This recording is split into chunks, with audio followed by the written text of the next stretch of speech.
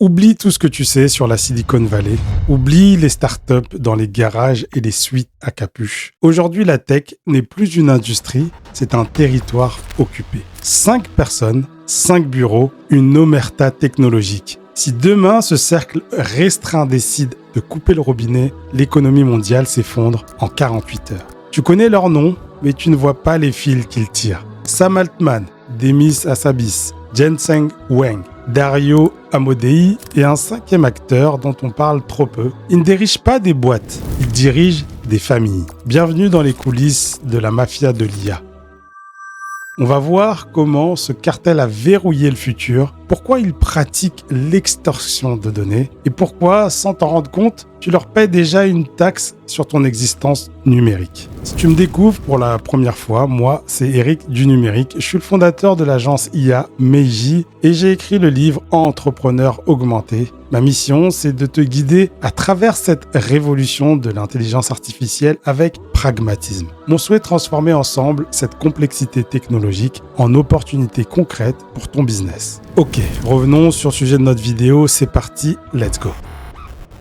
La mafia du numérique, pourquoi j'utilise ce terme provocateur ? Parce qu'on ne parle plus de saine concurrence, mais d'un système féodal. Dans la mafia, on laisse rien au hasard. Et eux, ils contrôlent presque tout. D'abord, il y a la matière première, et je fais référence à la donnée. Ils ont aspiré Internet entier. C'est le racket du 21e siècle. Ils utilisent tes créations, tes emails, tes recherches pour entraîner leur modèle. Puis ils te revendent le résultat. C'est le braquage parfait. Ensuite, le territoire. Et je fais référence ici au cloud. Et tu vois, pour faire tourner une intelligence artificielle, il faut des serveurs massifs. Ces serveurs appartiennent aux familles.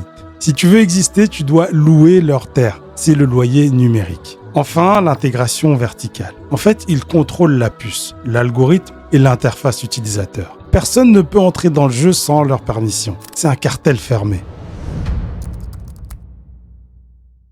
Commençons par Sam Altman. Si OpenAI était une famille, il en serait le parrain charismatique. Il a réalisé le coup de maître ultime, prendre une organisation à but non lucratif, censée appartenir à l'humanité, et la transformer en la plus grosse machine à cash de l'histoire de la tech. Sa méthode, c'est le lobbying intensif. Sam passe son temps à Washington ou à Bruxelles. Pourquoi ? Pour demander de la régulation. Mais ne sois pas dupe. En demandant des lois complexes, il s'assure que les petites startups ne pourront jamais payer des avocats nécessaires pour être conformes. Il ferme la porte derrière lui. Mais pourtant, son conseil d'administration a voulu le virer pour manque de transparence. En 72 heures, il a retourné. Microsoft a réussi à rallier 700 employés et il est revenu pour purger ses ennemis.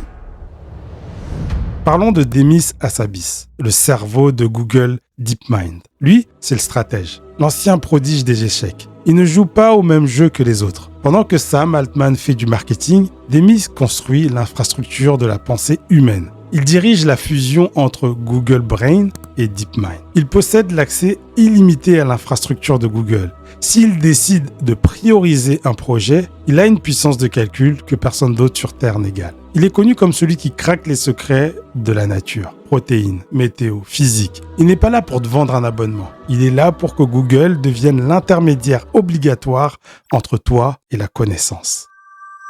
Le vrai gagnant, le voici, Jensen Huang. C'est clairement le plus riche de tous, parce qu'il vend les puces. Sans lui, les autres parrains n'ont plus de force. Jensen pratique le favoritisme stratégique. Si tu es dans ces petits papiers, tu reçois les nouvelles puces Blackwell en priorité. Si tu es un ennemi, tu attends 2 ans. Il décide qui peut passer à l'échelle et qui va mourir dans l'oubli. Nvidia est passé d'une boîte de cartes graphiques pour gamers à la colonne vertébrale de l'intelligence artificielle mondiale. Il est le seul fournisseur dont tout le monde dépend. C'est le banquier de la mafia.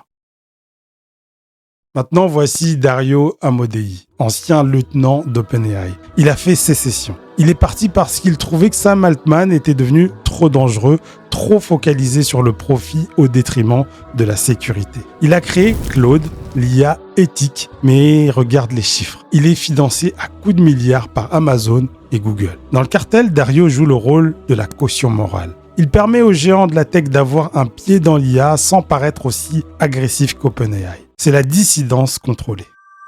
Le dernier, c'est Satya Nadella, le CEO de Microsoft. On l'oublie souvent, Mais le vrai patron de la mafia de l'IA, c'est lui. En investissant massivement dans OpenAI, il a transformé Microsoft en la plateforme centrale de l'IA. Il a réussi à posséder l'une des IA la plus avancée sans en porter la responsabilité éthique. Si OpenAI fait une erreur, c'est de la faute de Sam. Si OpenAI gagne, c'est Microsoft qui encaisse. Voilà, donc si on garde l'analogie de la mafia, voici les 3 grands risques pour notre société. Le premier, c'est le pizzo numérique. En fait, c'est la taxe de protection. Bientôt, chaque entreprise devra payer un abonnement à un agent IA pour rester compétitive. Si tu ne paies pas ton accès à l'intelligence de la mafia, t'es mort. Ce n'est plus un choix, c'est une extorsion de la productivité. La deuxième chose, c'est l'hégémonie culturelle. Ces 5 personnes décident de ce que l'IA a le droit de dire ou de penser. Ils formatent la vérité. Si l'IA de la mafia dit que ton business model est obsolète, les banques ne te prêteront plus. Ils deviennent les juges de la réalité économique. Le troisième enjeu, c'est la souveraineté numérique. Aucun État, même la France ou l'Europe, n'a les moyens de rivaliser avec les budgets de recherche de ces familles. On assiste à la naissance de nations-entreprises. Le game est quasi plié. Bon, ok, j'anticipe ta question. Ok, Eric, maintenant qu'on sait ça, qu'est-ce qu'on fait? Est-ce qu'on doit avoir peur? Ma réponse est pas forcément. Parce que dans chaque empire, il y a des failles. Au moment où je tourne cette vidéo, on entre dans l'ère des agents IA. Ce ne sont plus juste des outils à qui on pose des questions, ce sont des collaborateurs autonomes.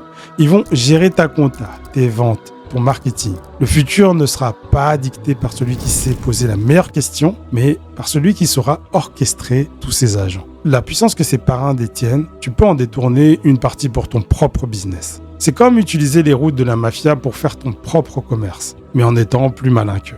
Alors, soit tu subis leur monopole en restant qu'un simple consommateur, donc une victime du cartel, soit tu apprends à utiliser leur technologie comme un levier de puissance inédit. Jamais un individu n'a eu autant de force de frappe entre les mains, à condition de savoir piloter la machine. La mafia de l'IA a déjà verrouillé les accès.